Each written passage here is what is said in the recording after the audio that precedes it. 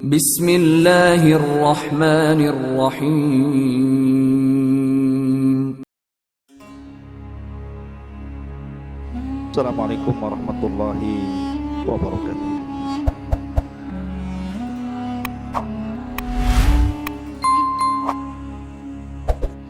Alhamdulillah, salatu wassalamu ala rasulillah wa ala alihi wa sahbihi wa mawalah, wa la hawla wa la quwata illa billahi wa ba'du.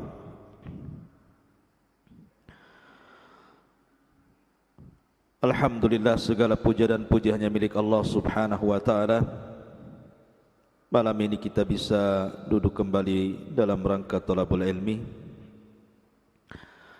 Salawat dan salam kita haturkan kepada Nabi kita yang mulia alaihi salatu wassalam. Allahumma salli ala Muhammad wa ala alihi wa sahbihi wa man sara ala nahji ila yaumiddin. Pembahasan di malam hari ini masih membahas qasasul Quran, dan kita akan membahas kisah tentang Ashabu Ar-Rassi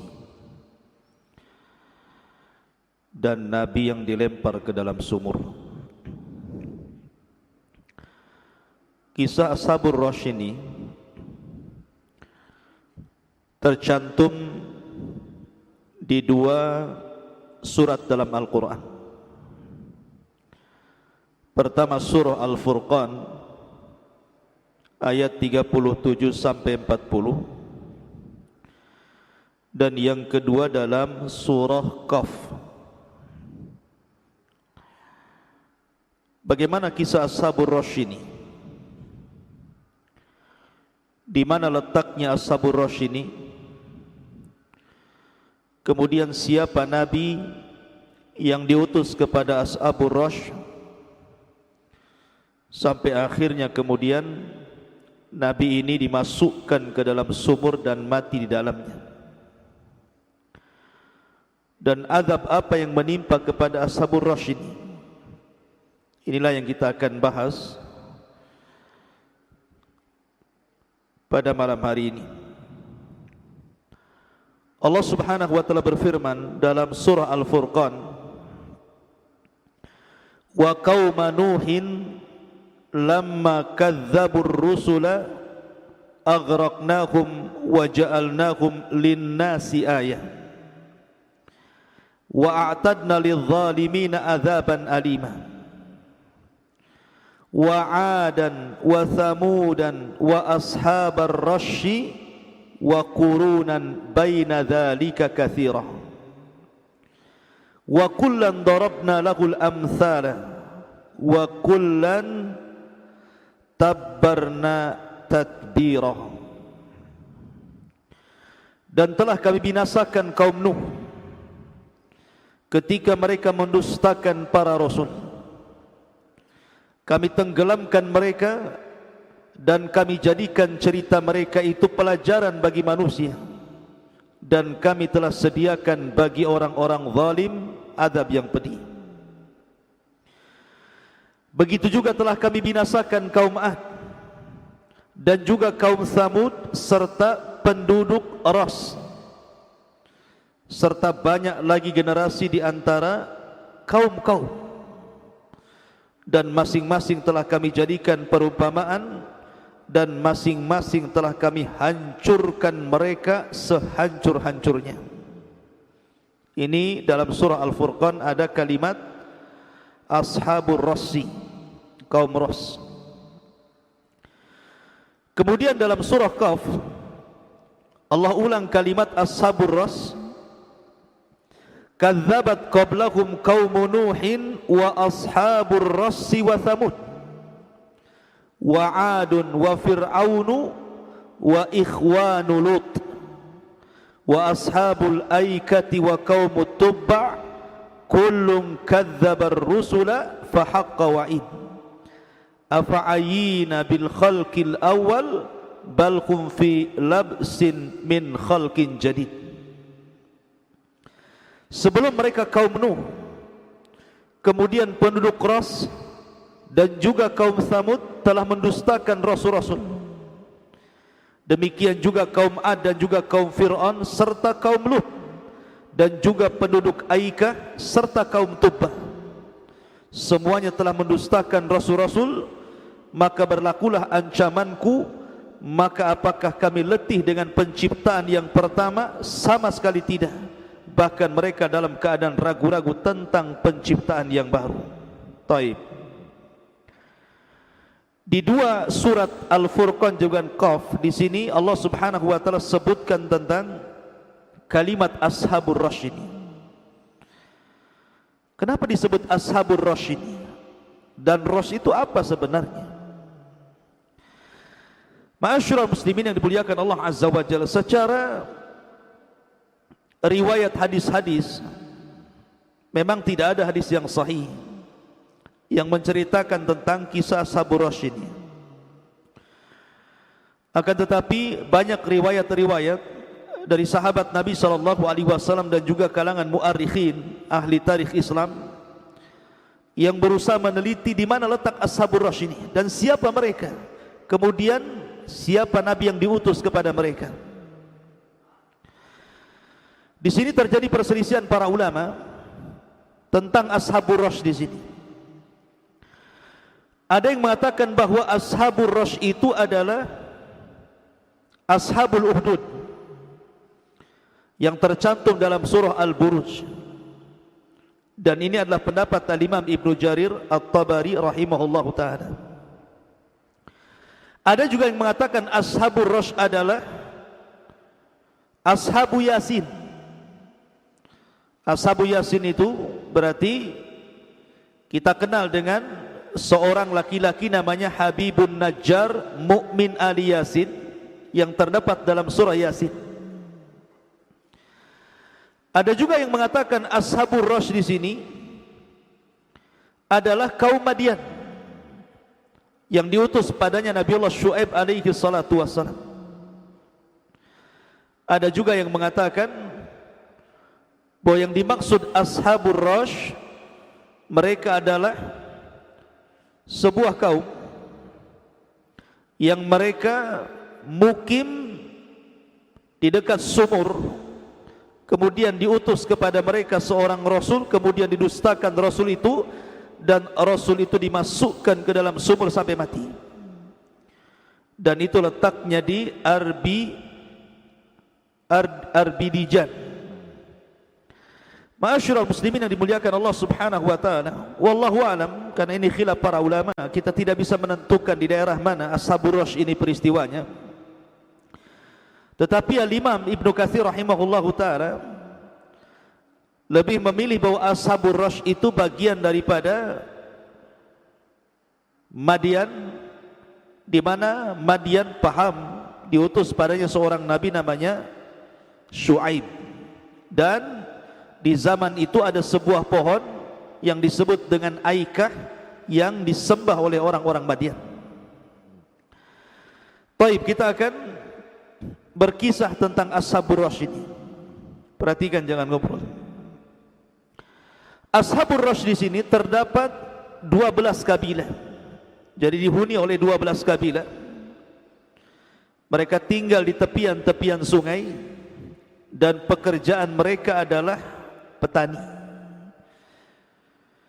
Dan Allah Subhanahu wa taala limpahkan kekayaan mereka. Jadi hasil panennya itu tidak pernah rugi. Memang betul-betul Allah berikan nikmat yang banyak dari hasil panennya, sehingga Allah anugerahkan betapa banyak nikmat Allah yang Allah anugerahkan kepada mereka. Mereka di atas kemakmuran. Lah, Ashabur Rasyid di sini mereka punya pohon. Pohon itu sangat besar dan mereka menyembahnya. Jadi pohon itu sangat besar sekali, kemudian disembah. Jadi Ashabur Rasyid itu para penyembah pohon. Jadi ada pohon yang dikeramatkan, itulah sesembahan mereka. Kemudian mereka pun menanam pohon yang sama di 12 kabilah. Jadi masing-masing kabilah itu punya pohon. Tetapi aliran airnya, irigasinya mungkin bahasa kita, itu dari pohon yang besar. yang disebut dengan apa namanya, raja pohon. Lah, jadi airnya dialiri sampai ke pohon-pohon yang ada di 12 kabilah itu. Dan Ashabur Rass buat aturan bahwa tidak boleh seseorang itu memetik daun, memetik buah, bahkan meminum irigasinya. Walaupun dengan cara yang lupa, tetap hukumannya dibunuh. Memang itu pohon yang dikeramatkan, yang dimuliakan, yang dituhankan, sehingga tidak boleh diganggu sama sekali. Lah, kebiasaan Ashabur Rass ini, ikhwatu fillah muliakan Allah Azza wa Jalla, mereka membuat pesta di depan pohon itu. Jadi terkadang sebulan sekali mereka membuat pesta, bernyanyi-nyanyi, berjoget-joget, bermabok-mabok di depan pohon itu. Sampai akhirnya pohon itu dimasuki syaitan. Kemudian tiba-tiba pohon itu bergerak, padahal tidak ada angin tuh. Kemudian tiba-tiba keluar suara dan mengatakan, laqad raditu alaikum, sungguh aku redha kepada kalian, fatibu bikumun nafsa, maka perbaiki hati kalian. Maka kalau sudah ada suara seperti itu di balik pohon, berarti pesta mereka diterima oleh sesembahan mereka. Mereka pun pulang. Dan kita tidak heran, ini bukan pohon yang bicara, tapi ada syaitan di situ. Ada syaitan yang kemudian berbicara kepada manusia supaya manusia makin yakin bahwa pohon itu Tuhannya.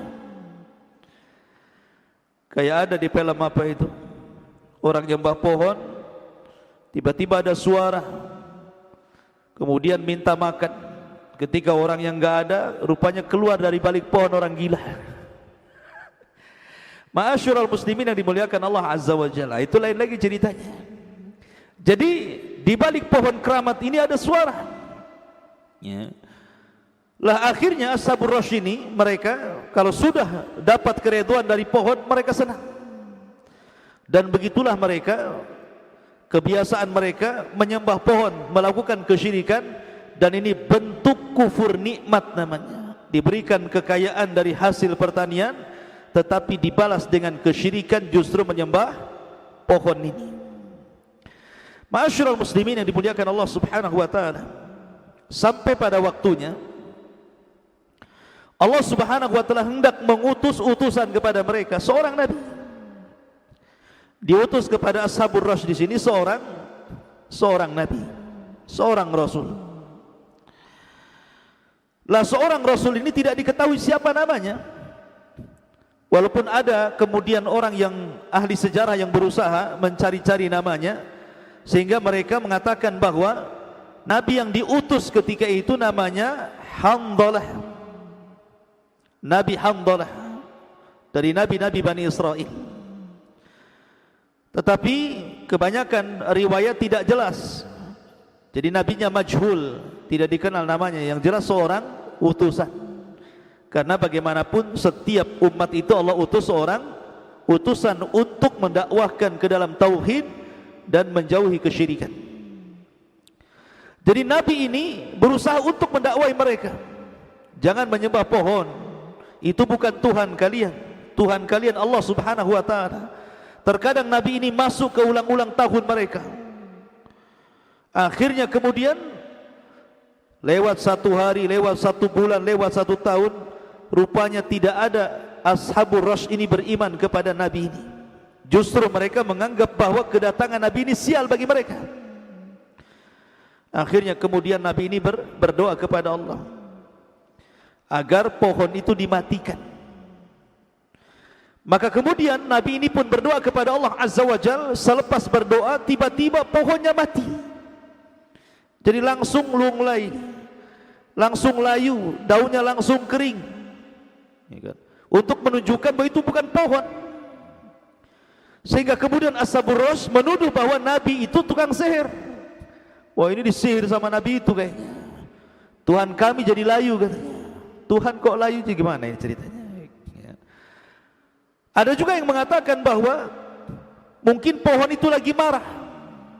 Justru sebaliknya, mereka mengatakan pohon itu lagi marah kepada nabi itu katanya. Makanya sekarang dia jadi kering, kemudian jadi layu. Akhirnya kemudian mereka sepakat untuk membunuh nabi itu.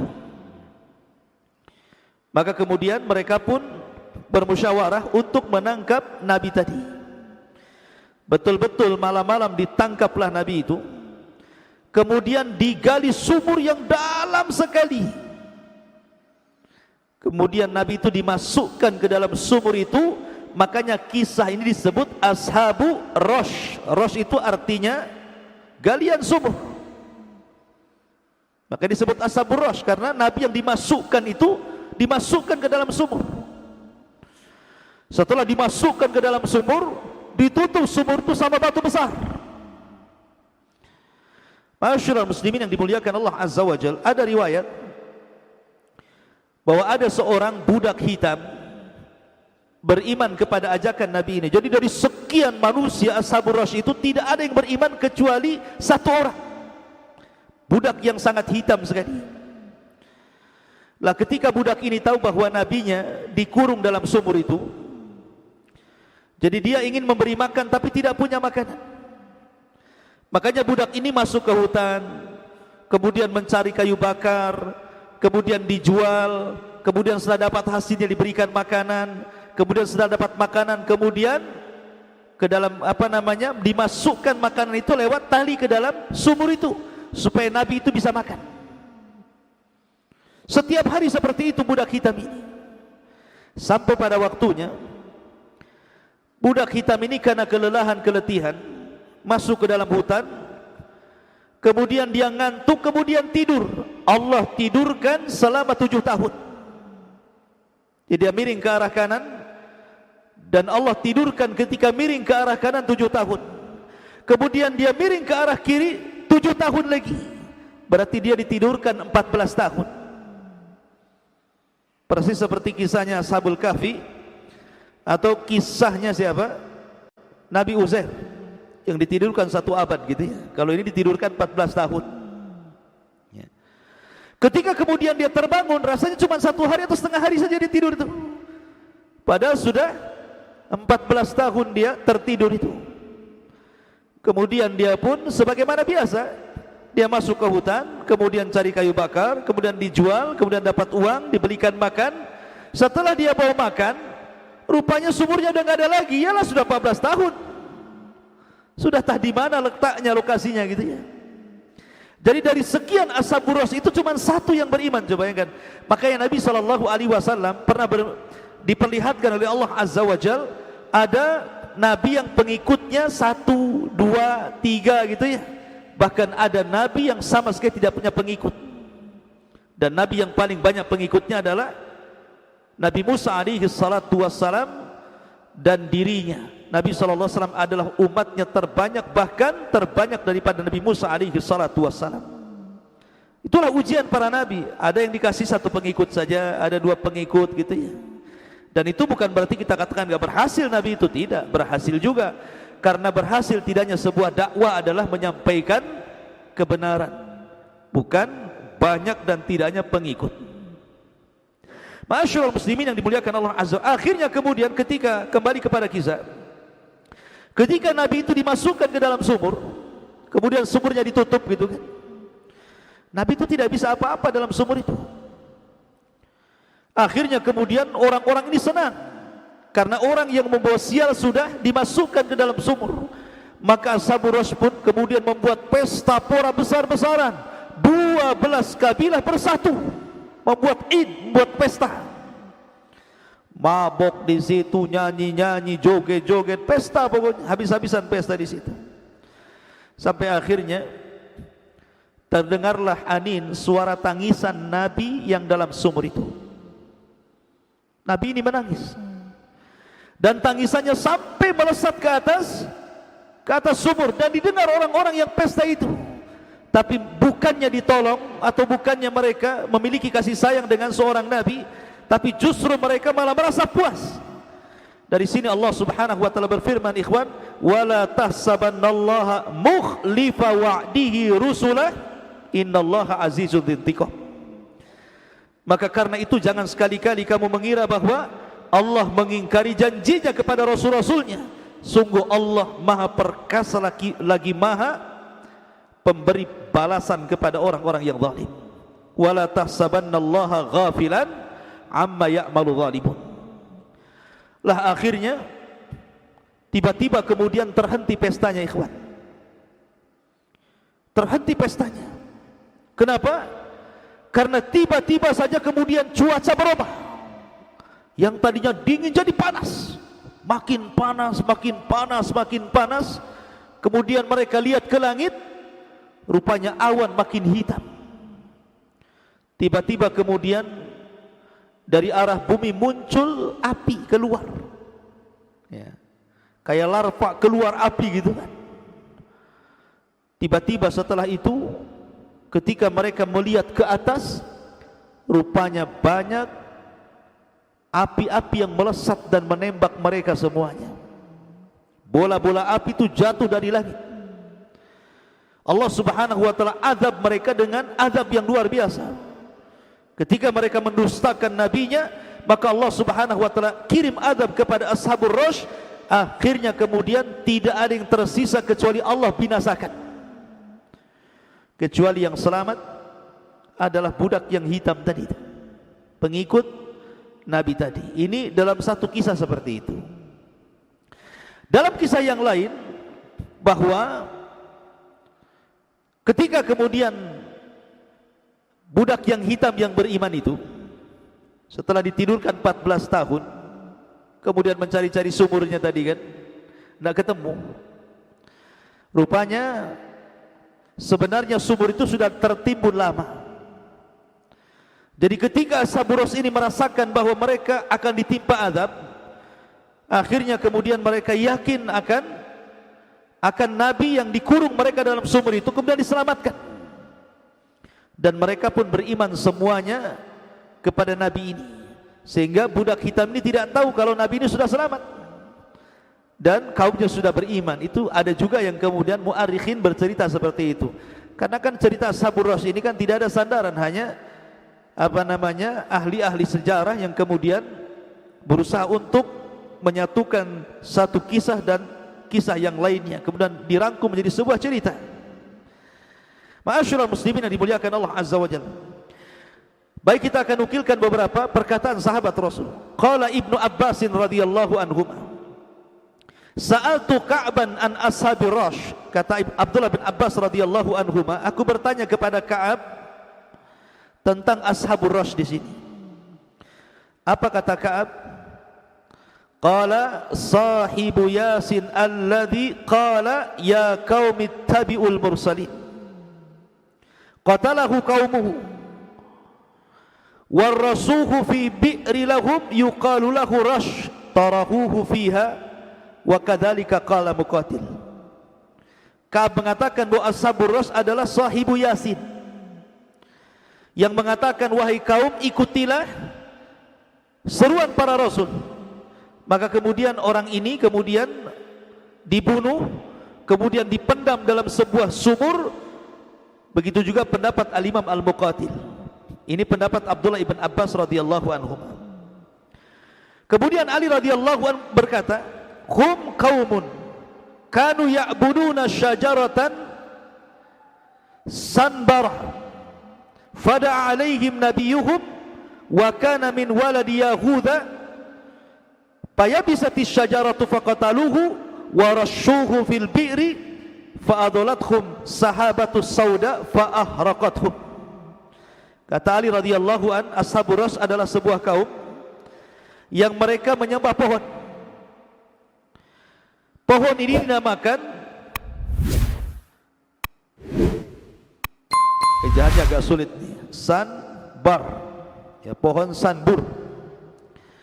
Kemudian Nabi ini berdoa kepada Allah Azza wa Jalla mendakwai mereka, dan Nabi ini keturunan Yahuda.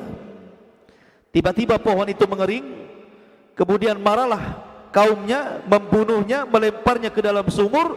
Tiba-tiba kemudian datang awan yang sangat hitam pekat dan membakar mereka semua. Ini menurut Ali radhiyallahu anhu. Kemudian menurut Wahab ibn Munabbi, kanu ahla bi'rin, mereka adalah pemilik sumur. Yaquduna 'alaiha, mereka suka duduk di sekitarnya. Wa kana ya'buduna al-asnam, dan mereka menyembah berhala. Fa arsalallahu ilaihim Syuaiban fakadzabuhu wa adzuhu. Maka kemudian mereka pun diutus kepada mereka Syuaib dan didustakan, disakiti.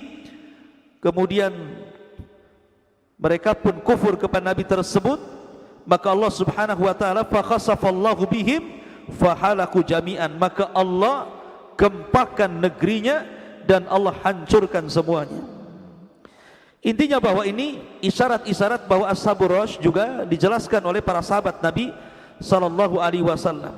Itulah di antara cuplikan tentang Ashabu Ar-Rass dan seorang nabi yang terkurung dalam sumur. Wallahu a'lam, mudah-mudahan ada manfaatnya. Subhanakallahumma bihamdika asyhadu an la ilaha illa anta astaghfiruka wa atubu ilaik. Allahu ta'ala. Assalamualaikum warahmatullahi wabarakatuh.